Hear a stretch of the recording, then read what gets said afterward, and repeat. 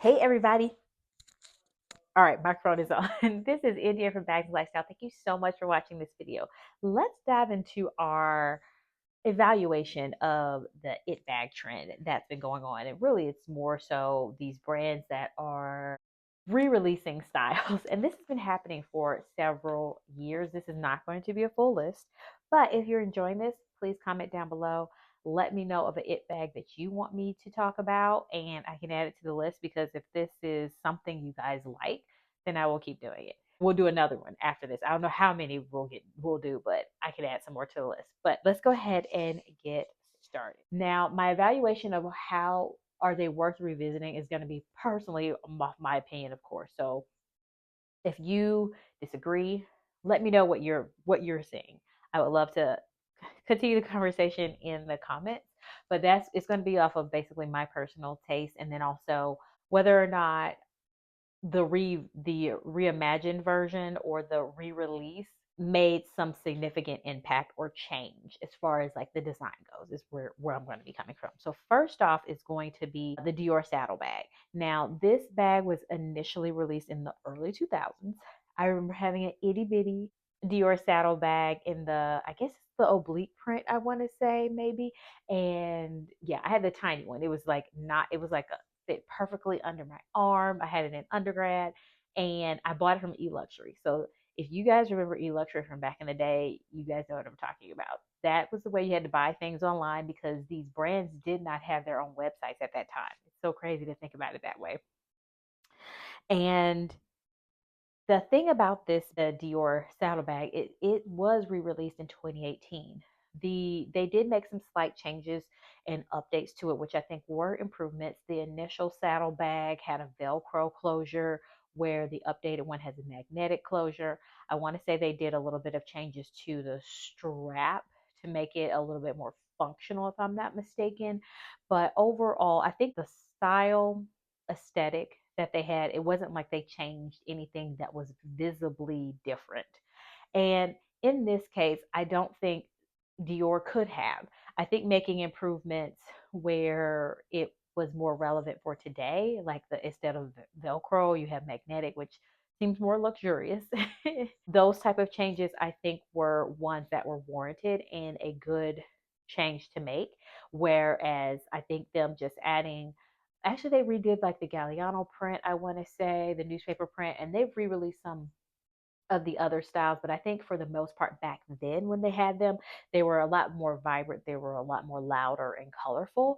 And I want to say now they're a little bit more refined as far as like the colors that they have released. But the fact that Dior re-released that bag in 2018 and it is still on the website, it is still a popular bag, definitely shows that that one was worth revisiting and coming back from. Also, this, like I said, it didn't need a big change to the shape because it was already a unique shape there.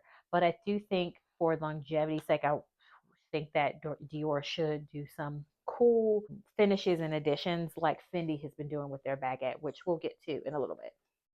Let me know your thoughts down below. Was this one worth revisiting? Let me know. And I guess at this point, I do want to ask you guys, do you feel like the Dior saddlebag can be considered a classic at this point? Like, not an iconic style for the house because it definitely is that, but is this now a classic piece? Should this be something 15 years from now, like it's part of the staple lineup, like a Dior lady bag would be? What do you think? To me, I think it's reached that point where it should be. And like I said, throwing in those re-editions, those changes, special things about them, just not doing plain leather bags, I in this style would be where I would say would be great, where they would go with it. They can capitalize on price point that way when it's more special. You can capitalize off the it factor as well as the FOMO factor as well. Those are things that I think they can do if they continue it as a classic style, but throw in some additions, some special additions. So we'll talk about the Fendi Baguette. Let's go ahead and segue into that. And this was a hit in the later 90s. So 1997, around that time frame, Carrie Bradshaw was walking around with her Fendi baguette and had the iconic line from the brand. And then Fendi decided to reintroduce it in 2019. In this style, also, I think they did a little bit of a mixture. And when I say that, I mean Fendi was already always like loud, fun, had different prints and additions and style. So they didn't have to like amp up the fun factor or the it factor is making it kind of a special edition because they did that before, but then they also continued that. But they did make some slight changes where you did see some additions where the strap was updated. The strap came with a removable shorter strap as well as you could add a guitar strap to it, which made it more versatile as well as more relevant for the times we are in now. Also, I have seen editions of the reimagined version of the Fendi Baguette or the re-release where it still had the little short buckle strap to it, except for they just changed it. And I remember I had one from back in the day, and instead of just having Fendi, the words etched into the metal of the buckle strap, they actually changed it to where it has an F shape, similar to the front closure of the bag that they added to it. And with this style, because of how iconic it is, I think slight changes, similar to, like I said, with the Dior, just improvements for the time is all that's needed. I think Fendi is going to keep this as a classic for their house. They still have it available on the website. They still are releasing very cool, different, fun versions, which, in my opinion, I think are the ones that are most attractive to go after versus like your plain leather ones. That does allow them to capitalize off of what I had already mentioned about the Dior aspect of them doing fun versions of the saddlebag. So same concept there, I think, is where you already see Fendi going. They already got a strong hold on this. So I think it was worth it because you definitely had that nostalgia factor, but you also had that fun it factor that Fendi's able to bring. And they keep being able to bring this with this lovely, timeless style in the baguette. Next up, we're going to keep on our Fendi train and we're going to talk about the spy bag. If you're at this point of this video, let me just go ahead and ask you right now, if you have not hit that like button, please do that. That helps out my channel so much. Along with comments, that helps out my channel too. It helps out my channel push to more people because YouTube sees it as engagement, but also I like talking with you guys. So it helps out in both those ways. So that way you can't actively talk to me, but I can talk to you in the comments. So both of those things, if you could please make sure you hit that like button at least. Please hit the like button at this point, and we're going to continue. All right, like I said, I was talking about the Fendi spy bag. Now, the spy bag was released originally in 2005. So we're still talking about these early 2000s bags, late 90s, early 2000s. And as of this year, they have but they basically is it this year? I think so. I don't have the year down, but I'll correct myself if I am incorrect. But I do believe that there's one that's going to, oh, never mind. It was re released last year, 2025. Now that I think about it, I forgot. I did a post about that. Okay, that's why I didn't add a year down. Now, do I think this one should have been re released? I don't think so. And it's going to be for two reasons. First off, the shape of this bag is very specific, the way that the original Fendi spy bag was made. And it, I think, can easily look very dated when I don't feel like it translates well over time. It seems like it's up to date and stylish because it's relevant now. But 10 years from now, I don't think you're looking at the Fendi spy bag and at least saying, oh, that's an iconic shape. Yes, unless you're just really into spy bags. So I think it makes it a temporary popular bag for the moment. With that said, also the execution, like the reimagined version that they came out with, was extremely toned down from the original version. The Not only was it that unique shape with the two handles and that flap closure that I think you could open up and stick things in it, was significantly different and cool and was very specific to that bag style, but it was the detail that's what's missing in this refined version that Fendi did now. I think they watered down the style too much and it went too refined. I think that they should have left the detailed braided straps. that is what pulled that Fendi spy bag. That's when you also talk about luxury and the level of detail that had to go into the construction of those straps were, and it just draws your attention to it. It helps add texture and detail to an outfit whenever you carry that bag. And the refined one, as you can tell, I'm not a big fan of. I think they went too far to the extreme. I think if they would just take those handles at least and put them on the refined version, then we got something. And I think also, I don't remember whether, I don't believe the original one had feet, but I think maybe feet might be a good kind of like refreshed update to that one too. But definitely those handles need to come back. Let me know you guys' thoughts down below about that one. And that's going to be my first no. Funny enough.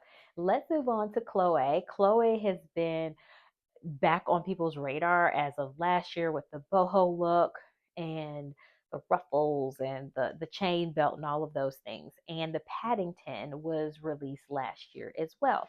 Now, the Chloe Paddington did come out in the early 2000s to 2005. So we had like these fashion houses had these it bags from the early 2000s. We just kept throwing them out there. Now with the Paddington, my vote is going to be no with this one as well, for the same similar reasons as, well, one of the reasons that I use for the Fendi spy bag is we can apply here too, and that is going to be the shape. Now, right now, East West is popular, and the Chloe Paddington fits that. But I think very easily after we have moved away from the East West, the appeal of the re-release of the Paddington dissipates. We'll go with that. I can't think of the word I want to use. But once that happens, then you have this bag that looks very distinct and is not something that I think translates over time unless you are a person that's very much into that Paddington style. Also, they didn't change much about the Paddington. I mean, I think there were like very tiny, subtle changes, but the Paddington before had hardware, it had leather, and they kept that, which I will say I appreciate that Chloe did that, because back then it was about like that's when you would more so see luxury bags that had the suede interior or were lined in leather. And they kept that with Chloe. They kept the huge lock. They kept the huge plate on the front. So they kept all of those. Now they bumped the price up significantly, but they kept all of those things about it that made it the Paddington. And I don't even know whether I think they could have found a way to refine it just a little bit. Maybe make it more ladylike than bohemian. I don't know, or softer structure, but soft is in right now. Like a slouchier bag is in, and that goes with the boho appeal. I don't know what they could have done. Maybe made the straps something different. And maybe the zipper opening something significantly different too, I think would have been how they could have refined it. But I would say they should have left this one in the past. YSL Mombassa. This bag was very distinct with its beautiful horn handle, which when I think about Bottega has, what's that, sardine bag, that reminds me of the YSL Mombassa. And they that bag was originally released in 2022, that's the wrong year, 2002, and they are re-releasing it in 2026. Now, with the general shape of the bag, I think they made some small refined detail changes, but the original version used actual animal horns, and I know people that are more so tracking on the animal rights piece, may not have been a fan of that. I did read that they were ethically taken, so it wasn't like the animal was taken out of the world just for their horns, but they did use deer horns, and I want to say elk, I want to say was another animal that they used, but that was a special appeal about the bag. The newer version, pretty much they changed up the strap and the attachment, the leather attachment that went from the horn to the main part of the bag. They refined that, which they made it shorter, which I think works and makes it a little bit more of a sleek appeal. Other than that, they really didn't change much about the bag except for wrapping the leather handle in leather handle, wrapping the horn strap in leather. And what I'm going to say is, I think that they could have done something a little bit different to update that. First, I think they made a mistake with not using the appeal of the handle and using taking animal pieces from it. Whether you agree with that or not, that's just, as far as like what I'm getting, what is special, that's going to make it special. They aren't doing that. They're using either plexiglass or is what I looked in the description for. And then I think something else, but it's no longer made with the animal horn, which I think makes it lose its appeal. I do like that they added the leather wrapping around the horn piece, but yeah, the core of the horn I think should be something different, or at least do a metal one, like a very beautiful metal work, woodwork handle. Maybe do that instead of horn. But they at doing something special is what is going to make that bag that luxury appeal, make it more relevant to today's time. And I think they fell short with that. Other than that, the rest of the bag shape is pretty much the same. And then the interior is lined with suede. Love that. I'm always a vote for that. So I think those parts, but I think they could have done a better job. Actually, I'm gonna take that back. I think it is worth revisiting this bag, but their execution was a no. So I don't know where we fall. If basically the version that they have now, I'm gonna say no. If they would have came back with some of the things that I said, then we're gonna say yes. How about that? We'll keep it at that. Let me know your opinion down below. Thank you so much for watching, and I'll talk to you guys again soon. Bye.